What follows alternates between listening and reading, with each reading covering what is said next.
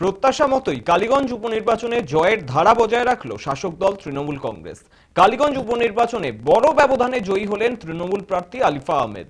Commission সূত্রের খবর, ৬৬,০০০-এরও বেশি ভোটে জয়ী হয়েছেন তৃণমূল প্রার্থী। আর এই জয়ে স্বাভাবিক আনন্দে আত্মহারা তৃণমূল কংগ্রেসের কর্মী সমর্থকেরা। কালীগঞ্জ উপনির্বাচনে বাম কংগ্রেসকে পিছনে ফেলে দ্বিতীয় স্থানে বিজেপি প্রার্থী আশিস ঘোষ, তৃতীয় স্থানে বাম কংগ্রেস প্রার্থী কাবিলউদ্দিন শেখ।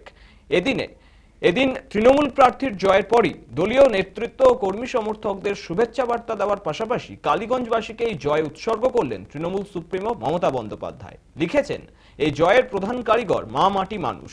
কালীগঞ্জের সহকর্মীরা এর জন্য প্রাণগত পরিশ্রম করেছেন, তাদেরও আমার আন্তরিক অভিনন্দন জানাই। প্রসঙ্গত প্রয়াত বিধায়ক নাসিরউদ্দিন আহমেদের মৃত্যুর ফলে কালীগঞ্জ বিধানসভা কেন্দ্রে উপনির্বাচন হয়েছে।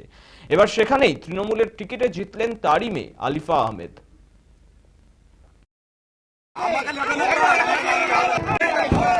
জয় বাংলা,